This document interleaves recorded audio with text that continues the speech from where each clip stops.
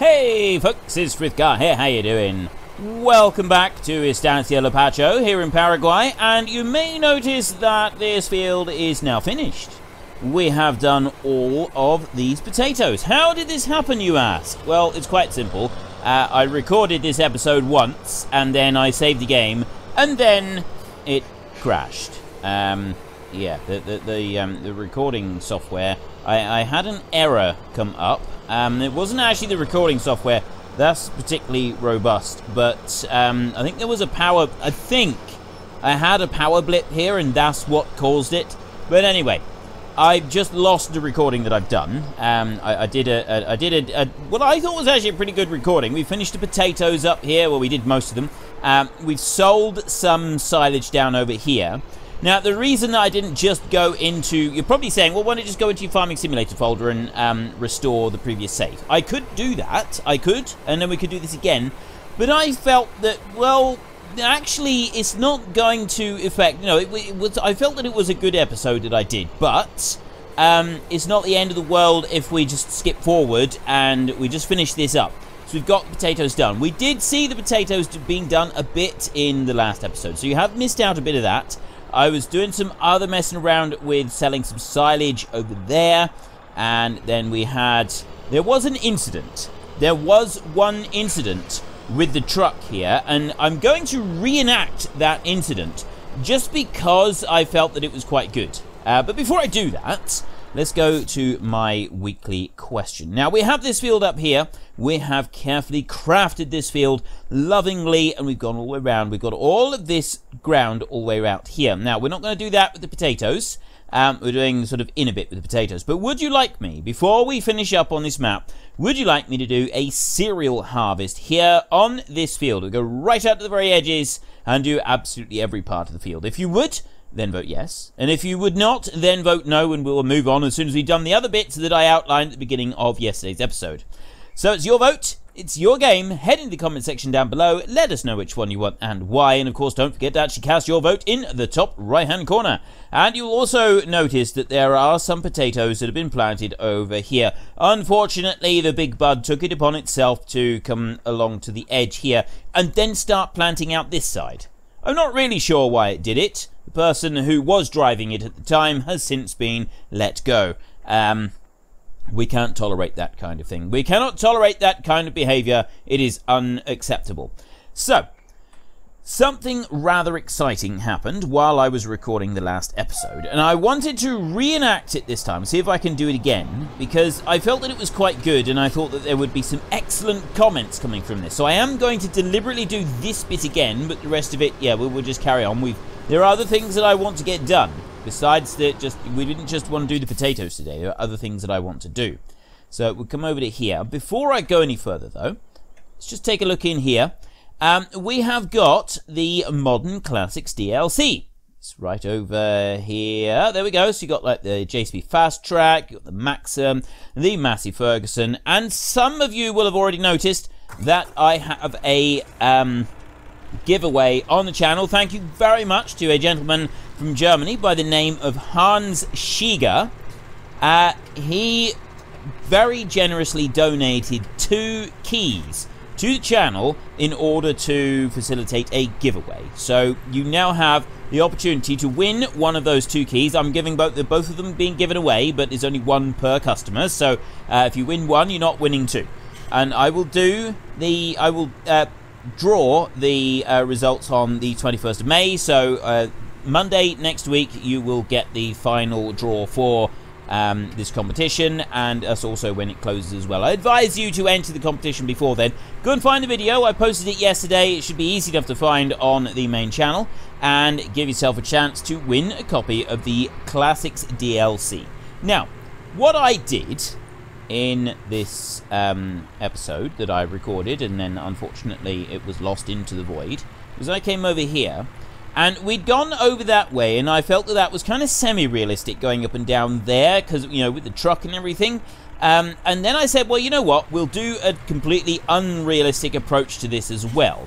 So we came over this way, and this is the unrealistic thing that we did. We came over here, and we brought the truck, and we came up here, and I wasn't really paying close attention to what was above me. I just wanted to Jump the truck. Look at that. Beautifully done. And brilliant. I've landed exactly where I landed last time. In the tree. I parked the truck in the tree. And then I looked at it and I was like, well, that wasn't quite part of the master plan. I didn't actually intend to park it in the tree.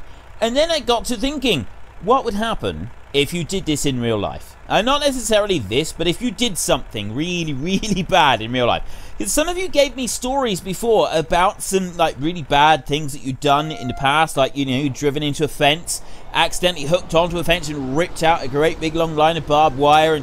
And they were absolutely brilliant. Some of the stories were fantastic that I was getting from you all. And so I said to you, so what I'd like to hear this time is, what things have you done where you've genuinely believed when it's happened that this is it, I'm going to be fired. This is game over for me. But it's not that. It's how would you break it to your boss? I mean, how would you go to your boss and say, oh, you know the truck that I took out up into the field? I kind of accidentally parked it in a tree. And he'd be like, what? How dare you? Or he or she would be, how dare you? You crashed into a tree. And then you've got to sort of break it to them. It's like, well, no. Actually, I didn't crash into the tree. It's, I kind of left the truck up in the tree. The truck is nestled in the branches of the tree. And then it's like the situation is, well, then the farmer comes along and he looks at it and he likes, well, he's got to come and see this because he doesn't, he can't, his mind can't quite comprehend what you're trying to tell him, that his truck is in the tree. How? It can't be. This is, no, it can't be. And he looks at it. And it's one of those moments where your boss looks at what you've done and he's like, how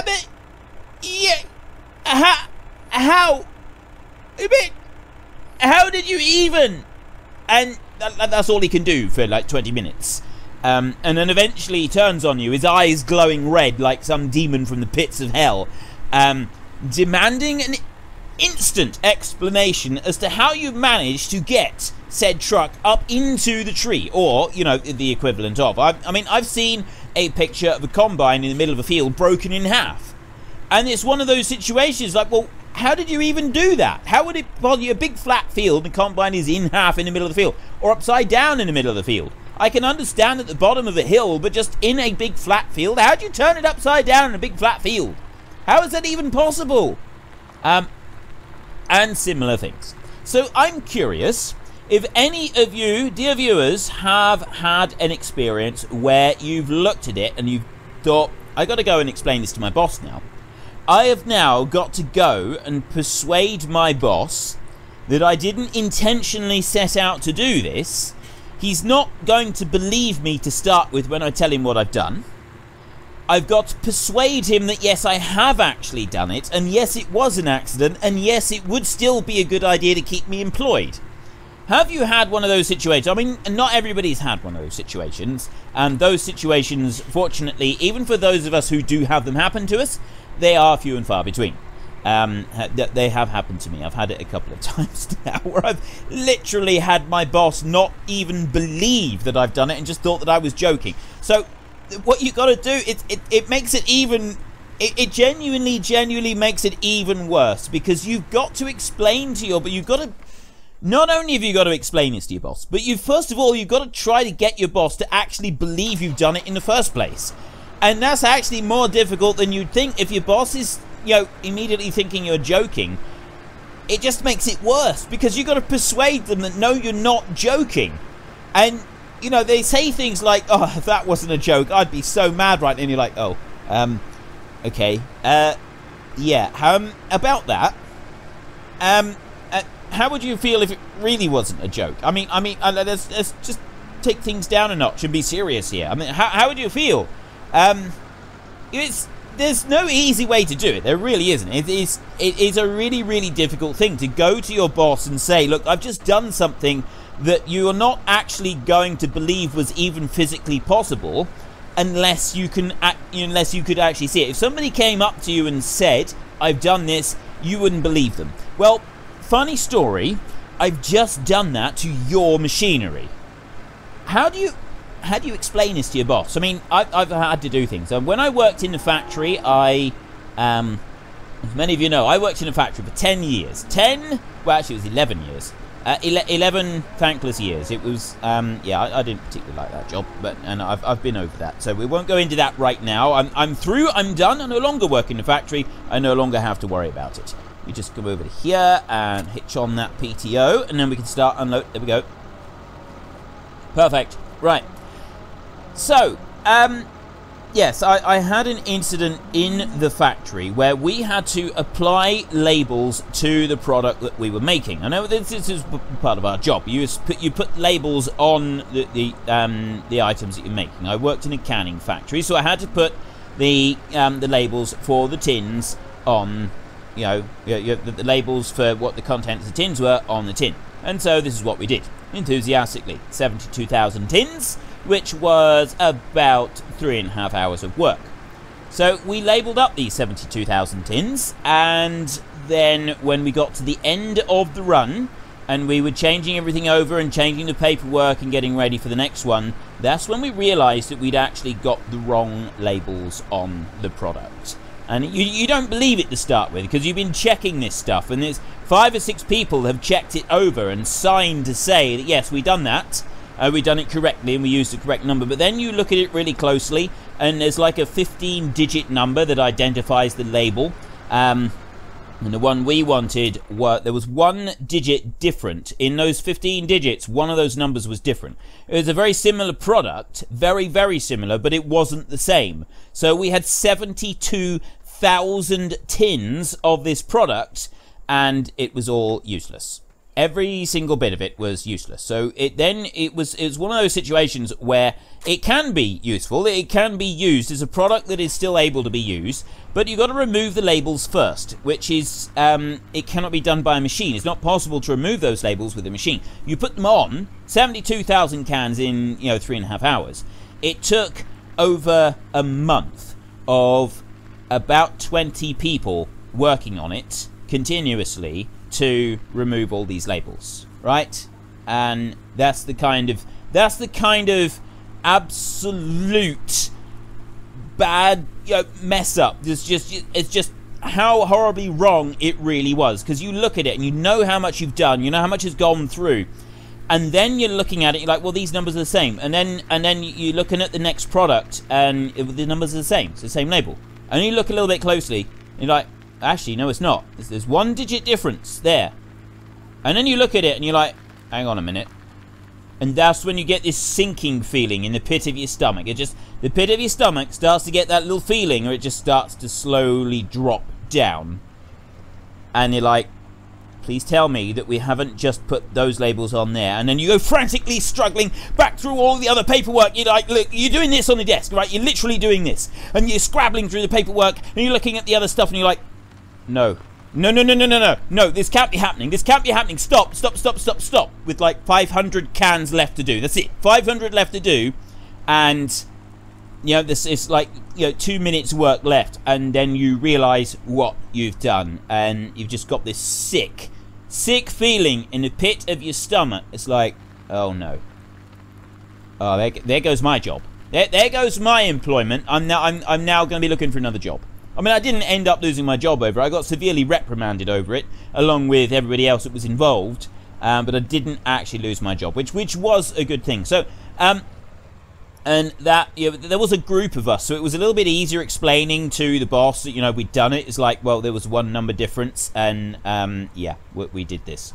We did a thing. You may not be pleased. And so, yeah, I'd like to hear your stories. It doesn't matter if it's farming, it doesn't matter if it's something else, but I want to hear your stories. What situation have you had where, not that you've destroyed something, we've been over where you've destroyed something and you've had and it's been really bad. I get those, and I really did appreciate reading about some of those stories. They were brilliant. They were absolutely brilliant. There was a lot of things that happened to a lot of people, and I'm glad I'm not the only person that is so capable of messing things up badly. I really am. I can't tell you how grateful I am that some of you mess things up as badly as I do.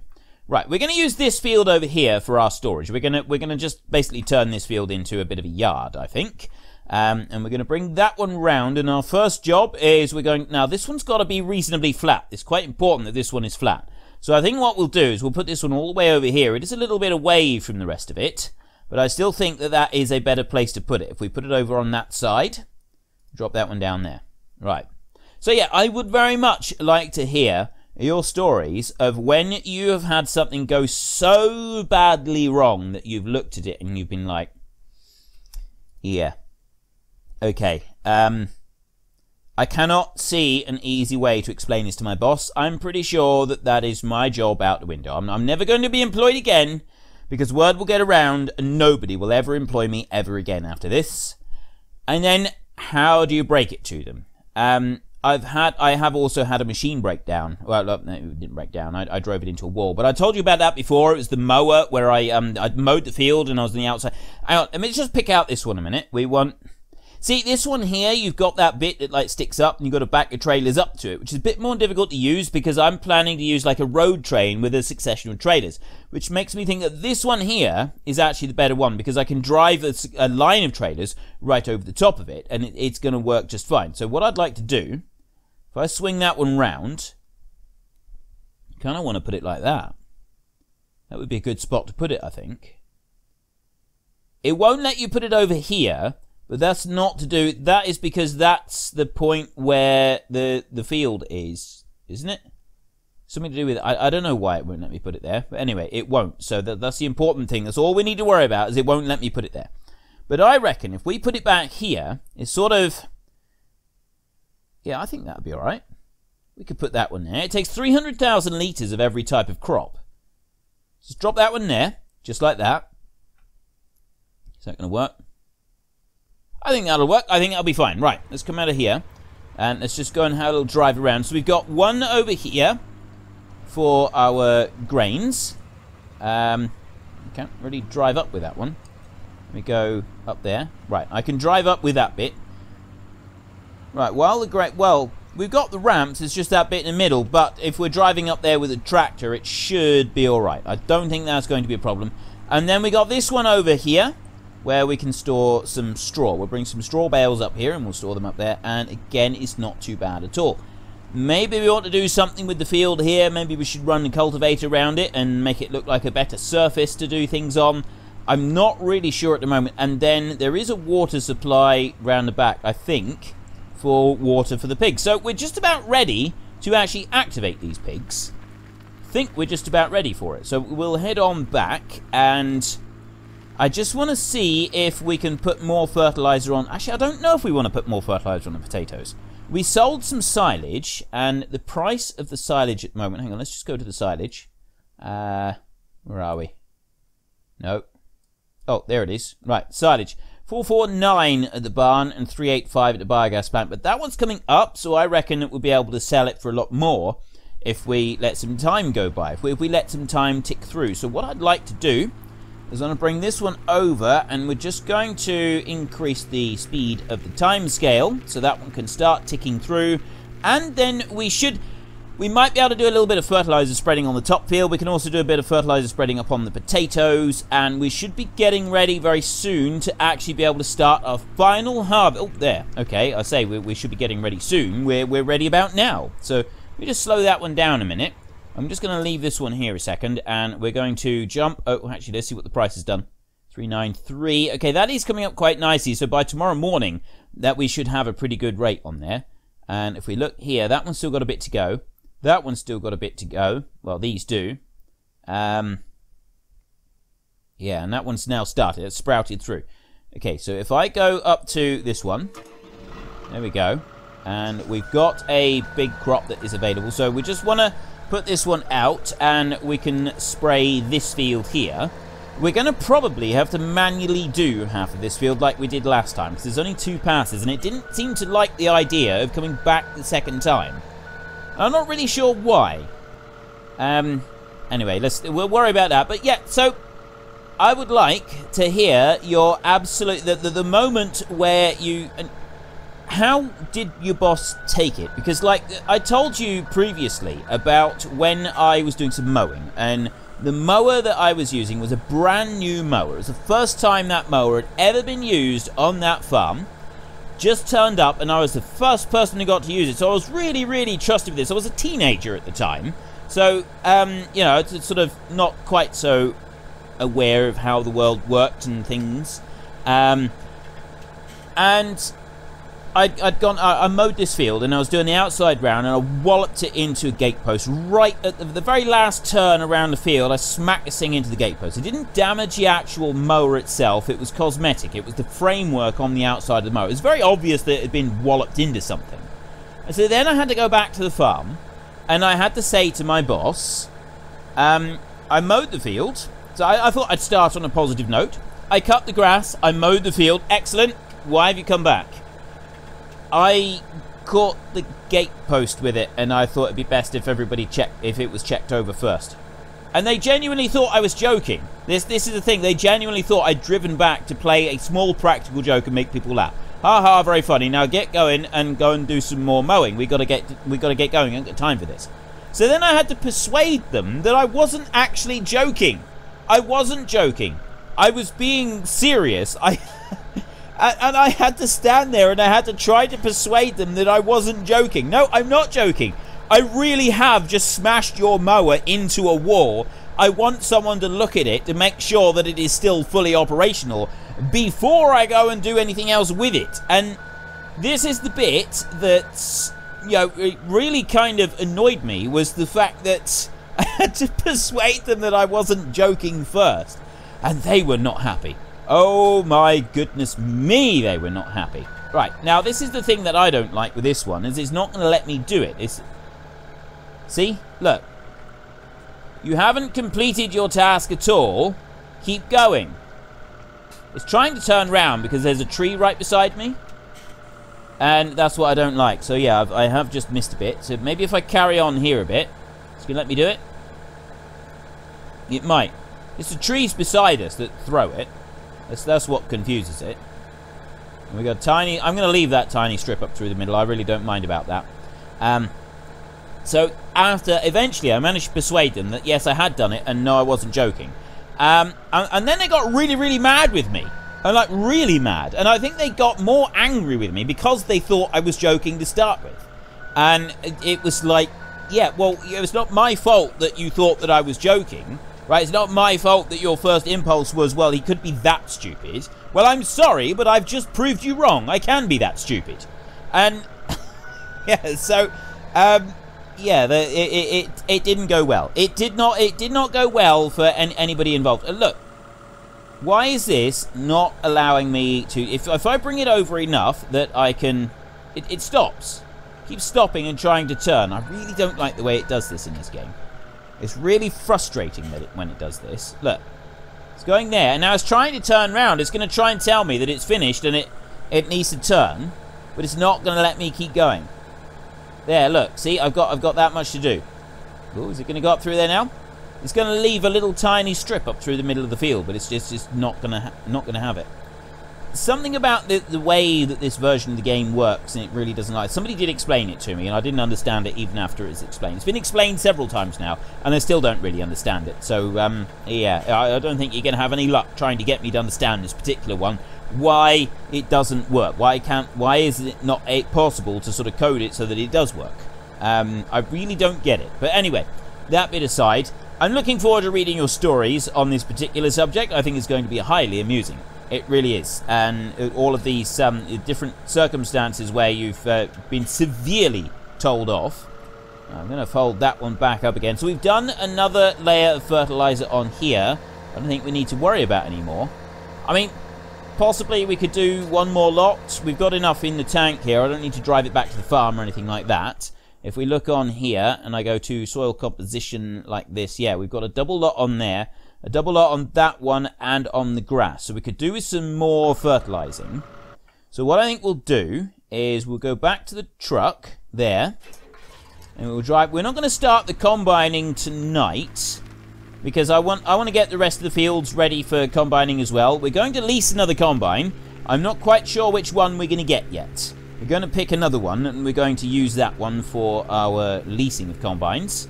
So let's just come whizzing back round here. I want to get more fertilizer on that field so that then we can do a bit of mowing as well. I think that would be quite good.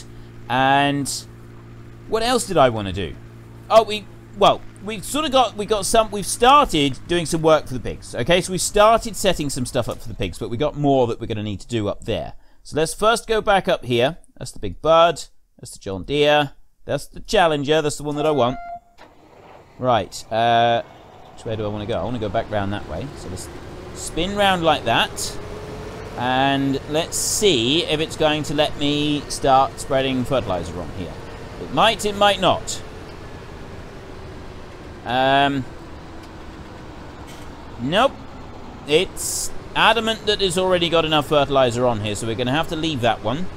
Although that does kind of make sense. Some of the crops have grown, but that hasn't actually advanced at all, and it does need to sprout through. So yeah, we'll stop there and we'll leave that. Let's so we can just speed up time a little bit, and I need to get that one. Oh no, that one can stay there a minute. I know I've got all of my machineries like out and lying around the countryside, and this is not really the way to do it. We should be doing things a little bit better than this and making it a little bit more neat and tidy. And we will have a tidy up. We'll possibly even have a tidy up in our next episode. I'm just going to bring this one back around here, hitch this trailer on here, and then we're going to head back over towards the biogas plant and hopefully sell a little bit more of the silage there. And I'm sort of thinking that that might actually be the end of today's episode. If we sell a couple loads of silage up there, that'll be everything. We've got some stuff out for the pigs. We've finished planting the potatoes, and all we need to do now is just get some of this silage sold. We can then, at the beginning of our next episode, we've got a bit of fertilizer to do on the potatoes and on the grass. And then we can also do the get the pigs sorted out properly. We'll carry some crops up there, we'll put those in, we'll put food in for the pigs, we'll get straw in for the pigs, and we can put water in for the pigs as well. Make sure they've got everything that they could possibly want, and then they'll be really, really happy, and they will start producing lots of pork for us. Well, it's gone up to $450, and it doesn't seem to be going up any higher, so it's sort of late in the evening. I figure we'll do one load now. We've got enough here in the clamp to do a couple more loads, but not, you know, it's not loads, 168,000 litres. So if we fill this one up, let's turn some lights on here, shall we? There we go, now we can see what we're doing. If we fill this one up and we sell this one load, we're going to have to move that trailer behind us as well. And then once we've done that, we can, well, we'll see what the price is, whether we sell a second load tonight or whether we wait until the morning before we sell the second load. And yeah, 4 loads here altogether. We had we had under the 70,000 litres in this trailer. So selling all of that at roughly 30 grand a trailer, I suppose. $120,000. So that's going to take us up to 450,000. And I'm thinking, because we're moving on to Slovenia next, we are going to go and take a little holiday there, thanks to Sinikadu and his request that I have a little go with his map. I think this map, it is absolutely brilliant. It's a very, very small map, so it's perfect for us to take a working holiday. All, of course, paid for by our sponsor, Agco. And this is not like an official YouTube channel sponsor or anything like that. I'll just clarify this. This is our in-game narrative. This is our story for in-game. We're saying that our farming activities are being sponsored by Agco, and so that's kind of how we explain how we get all the big toys and the big machinery. And Agco decided to give us a working holiday in Slovenia just for a few weeks. Just for a few weeks, we're going to take a look at it, and we can. I think that the Under the Hill map that Sinikadu uses is absolutely perfect for the Modern Classics DLC. We got this Modern Classics DLC. And like I said, if you want to have a look at it, oh, hang on, I need to go back through it. There we go, Modern Classics. We got that one. There's the Massey Ferguson 390T, the Maxim 5150, and the Fast Track 150. There's 3 tractors there, and there's Combine as well. Yeah, if you would like to have a chance of winning this DLC, then obviously go and have a look at my video that I've got on the channel, and you will have a chance. I'm going to climb up here. The problem with this truck here being against the wall is that if you try to climb out from it, it does that to you. Puts you right inside the wall. So I can walk up and down here without any problem. I just can't escape. I'm stuck in here forever. encased in concrete. Probably not a very good way to go. I'm going to need to move that trailer behind us. So if I shove that one out the way, well, actually, we'll do it with this one. Because if I do it with that tractor over there, it's going to blow a little bit of silage in here. I don't really want it to do that. So if I stop this one right here, there, like that, and then, nope. It does this. It does strange things when you try and unhitch, because I got the manual attaching mod. It also sort of acts a little bit strangely when it's not manually attaching with trailers like the articulated trailers. I'll just bring that one back onto there, and put that onto there, like that. See, that one you've got to do manually, but then the other ones you don't. And this one's already got 95 litres of silage in it, which I was hoping to avoid, so we might have to empty that one out later. Yeah, we will have to empty that one out later, because we're going to need that trailer for when we start doing our harvest. And we should be able to start doing that in tomorrow's episode, I'm actually hoping.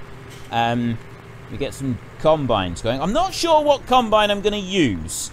There won't be an opportunity for you to say before I record the episode, so I will sort of keep that in mind. We had a John Deere one last time, and several people thought that it'd be good to get that one back, but then several more said we should try something different. So I might actually go for a Massey Ferguson, because that is AGCO.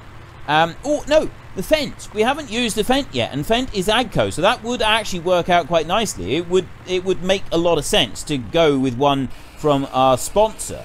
So yeah, maybe we'll use a Fendt combine this time round. Not quite sure yet, we'll see. So there we go. One load of silage into the pit. Let's see how much we get. Is it going to actually empty all of this out? Because obviously the pit here, it works a little bit differently to sell it. Yeah, no more capacity for silage. That's all of it. 23,175. This is the problem with selling it in here, is that you got to wait for it to empty out. So what we've got to do is we come back over here and we can just watch that slowly tick down. You can speed up time a little bit and it'll tick down faster. Now look at it go. Look at it go like that. I don't think I've got the mod that allows you to get it cheaper as well.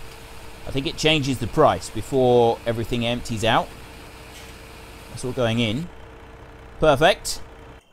And if I look in here, it's still on 450. I think it'll wait until the silage is all emptied out before it changes. Ooh, if it does that, if we slow this down, we might be able to load this one back up again and get another one tipped before it empties out, that we can sell all the rest of the silage like this. It would actually be a very cool way of doing this. Like just get the job done once and for all finished. So I've got to do this to get through to the right tractor. It's a very strange kind of daylight at the moment, because it's just kind of swapping between daylight and nighttime. And I've always found this time of day it gives very strange light effects. It's either, you know, nighttime is dark. You just know that it's dark. But this time of day, where it's kind of, the colours are beginning to fade. So some colours are fading faster than others. It gives a very eerie effect, doesn't it? It always looks a little bit strange when it's sort of when night is beginning to fall, especially in well, here in the UK, because dusk in the summer lasts for a very long time. So it's a very slow transition between daytime and nighttime. It takes a long time. When I used to live in the tropics, it's, you know, you didn't have the season, so it was generally the same time every single day right through the year that daytime becomes nighttime. And also, you don't get long dusk periods. It does tend to happen very quickly in the tropics. It does tend to go from daytime to nighttime very, very quick. It's a very short transition period. And one of the big things I noticed when I came back to the UK was, because we came back sort of in late summer, was the really, really long dusk times. And it takes so long for it to transition from daytime to nighttime. And it's just some of the effects that you get in the atmosphere, in the air, just looking around you, it's really strange. It really is quite bizarre that just the way that the lighting is as you sort of go from one to the other. Let's go through here a minute really quickly. There we go. And we'll go up through. We'll turn some lights on this one, because lights will help a bit. But yeah, there's very strange lighting, and they do seem to have got that quite nicely with the game. The way that it just slowly fades, and certain colours fade out of existence, and others just kind of become a little bit darker. Like the reds on here, they're no longer crisp and bright reds. They're kind of dull and almost losing red entirely. They're starting to transition into alternative colours. And something that does happen in real life as light fades, you know, red is one of the first colours on the spectrum that kind of disappear. I didn't actually know this until I started playing Subnautica, and people have been telling me that, yes, well, it's because of the way that light works, and that it fades, that this is why it's happening when I'm playing Subnautica. And I just thought, well, that's actually a really, really fascinating thing to know, the fact that it's doing this because of the way that the light spectrum is, and that the game devs got this going on so beautifully as well. And I don't know if it's like an intentional thing, or if it's kind of a side effect of fading down the lighting. I don't know which one sort of come first, whether it is a deliberate thing. I got 1,000 litres left. There we go. Right. I can do one more. I'm not actually going to do that in today's episode. We will finish selling this in tomorrow's episode. We've got 2 trailer loads left, and we'll be able to do it. So, my question for this week is, up on the plateau up there, you're going to see it way in the distance, do you want me to do one final cereal harvest up there using the very small combines? We'll probably take the one from the Modern Classics DLC, actually, as we've now got that one available.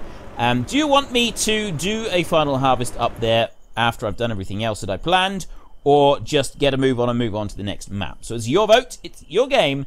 Head into the comment section down below, let us know which one you want and why, and of course don't forget to actually cast your vote in the top right hand corner. And if you've enjoyed the episode, then please head down below and give us a like, and if you really enjoyed it, then please tell your friends all about me, get them to come and watch as well, that would be awesome. And until next time, thank you very much for watching. This is Frithgar, goodbye, and see you later.